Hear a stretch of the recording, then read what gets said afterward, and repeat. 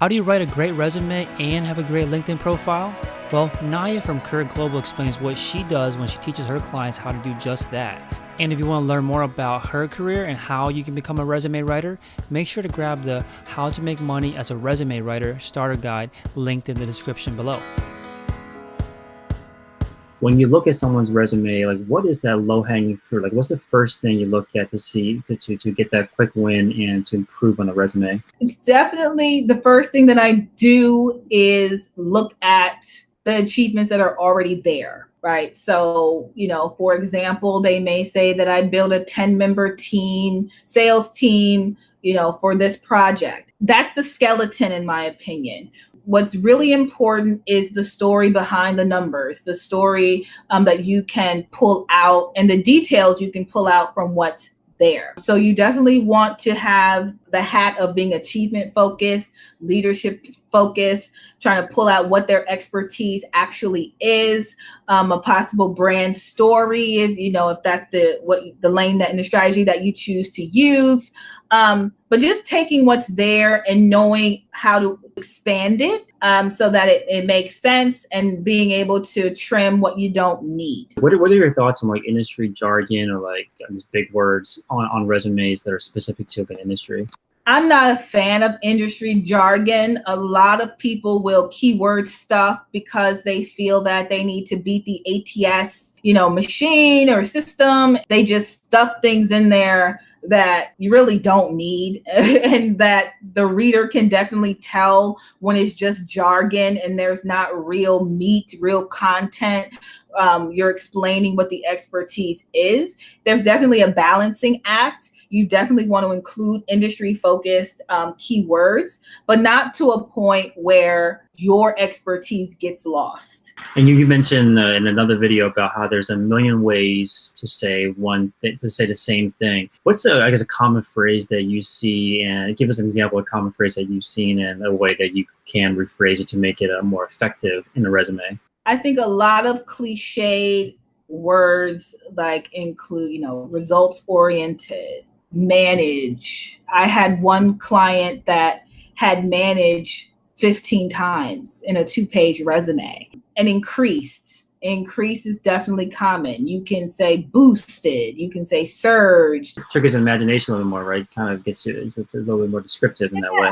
Yeah, your dictionary thesaurus is your friend. Not saying you can't include it, but definitely limit it to, 1 or 2 times or, like I said, rephrase it.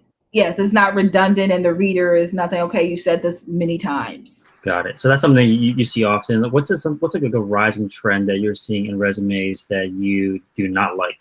The template industry, because you can go on Etsy, Creative Market, and you have so many great designers that design resume templates that are beautiful, that people use all the time. It has that visual, component, but they're not ATS friendly. They don't have, what's ATS? Applicant tracking systems.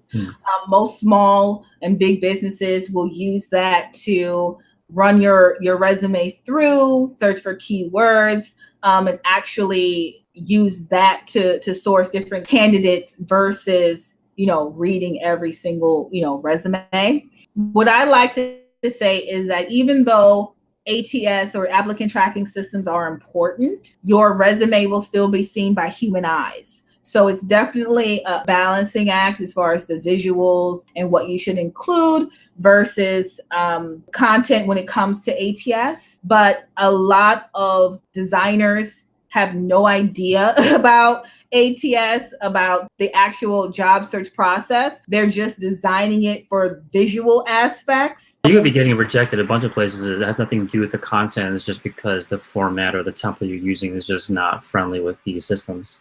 Yes, and they won't read them. They won't your resume won't even be scored in the system if there's a lot of text boxes and columns and all of these things that are included in those type of templates. And the average professional may not know. They're like, oh, this resume is so beautiful, let me use it, not thinking that it has the components that will get your, resume not even seen. Got it. What about on the other end of the spectrum then? What is something that you're seeing more and more frequently that you're like, yeah, let's do more of this? I think now there's a lot of professionals that understand the branding aspects. They're not looking at their resume just as words on a page, but they're looking at making the investment in them being portrayed or seen or as an expert, in their niche. And they are looking at themselves as a brand.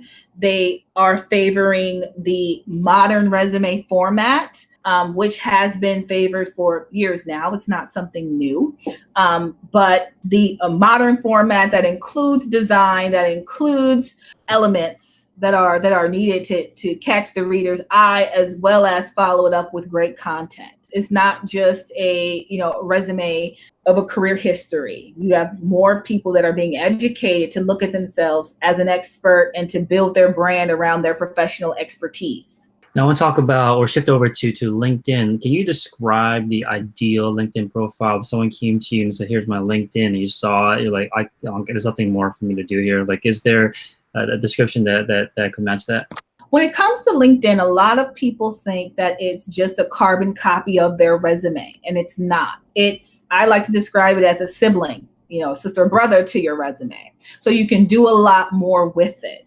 I think if you have a powerful headline that describes your expertise and not just operations manager at such and such, your headline should be about you, not where you work, and about your expertise. Your summary should build value. You have a lot more that you can do with your LinkedIn profile than you can do with a traditional resume. So definitely use it. Use first person language. Start, talking about different highlights or projects or different things that you've done to really humanize yourself versus this is my work.